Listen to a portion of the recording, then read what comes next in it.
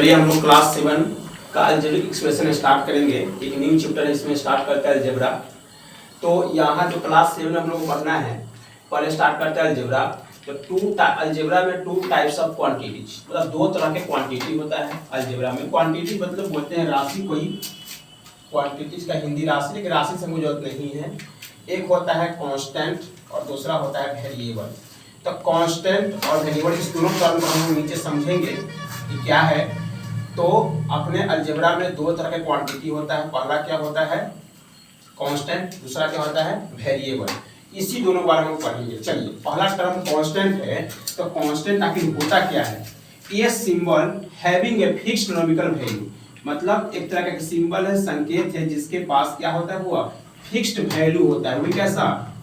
Numerical. Numerical मतलब क्या हुआ, हम लोग क्लास 6 में पढ़े थे। न्यूमेरिकल मतलब होता है क्या, वैसा डाटा जैसे 7 हो गया, 6 हो गया, 4 हो गया, ये एक तरह का न्यूमेरिकल वैल्यू है।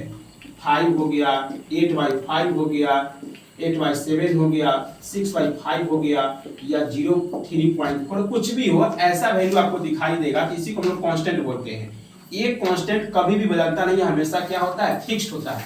हमेशा क्या होता है फिक्स होता है। 7 जहां भी लिखा हो तो हम 7 ही पढ़ते हैं, चाहे वो कहीं भी चला जाए, चाहे अपने यहाँ देश में हो, दूसरे देश में हो, कहीं भी पढ़ते हैं, किसी भी बुक में हो तो 7 को 7 ही पढ़ेंगे, 6 को 6 ही पढ़ेंगे, 4 का वैल्यू 4 ही होगा।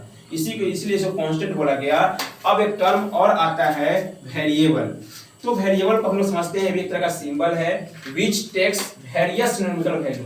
देखो, जो वेरिएबल होता है उसके पास बहुत सारा जो है न्यूमेरिकल वैल्यू होता है, उसको हम लोग वेरिएबल के नाम से जानते हैं। जैसे कोई बोल देगा x, तो x क्या है व्हाट, तो x का वैल्यू कोई रख लेगा भाई, यहाँ पर कोई रख लिया 1, कोई बोल दिया x का वैल्यू 2 है, कोई बोल दिया x का वैल्यू 3 है, कोई रख दिया x का वैल्यू 4 है। मतलब इसका बहुत सारा वैल्यू क्या करेगा, वैल्यू वेरी करते रहेगा। ये क्या कहलाएगा, वेरिएबल कहलाएगा। जैसे x हो गया, ये क्या कहलाएगा, वेरिएबल, मतलब इसका वैल्यू चेंज करते रहेगा। फिर उस तरह से y हो गया, z हो गया। अब कोई बोलेगा किसी का नाम हो जाएगा राम, ये भी एक वेरिएबल हो जाएगा। नहीं, हम इसमें ज्यादा देखते हैं जो आपका अल्फाबेट है, जैसे ABCD हो गया, ABCD, ये सब जो होता है हुआ, ये सब क्या होता है, वेरिएबल होता है, जिसका वैल्यू वेरी करते रहता है। वैल्यू मतलब होता है बदलते रहता है, वो क्या कहलाएगा, वो वेरिएबल कहलाएगा। जैसे हम एक छोटा सा टर्म यहाँ समझ लेते हैं थोड़ा सा। अगर 7x लिखा हुआ है तो हम क्या समझेंगे कि 7 जो है क्या है, कांस्टेंट है। 7 क्या है, कांस्टेंट है, और x क्या है, तो x है वेरिएबल। यहाँ पर जो है 7 क्या है, तो 7 है कांस्टेंट, और x क्या है, तो x है वेरिएबल। x क्या है, वेरिएबल। तो यही होता है वेरिएबल। क्यों?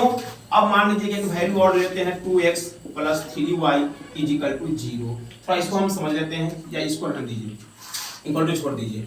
अब हम यहाँ क्या करेंगे कि अब x का वैल्यू एक बार हम मान लेते हैं कि 1 रख लेते हैं, 1 रख लेते हैं, तो यहाँ पर 1 रखेंगे।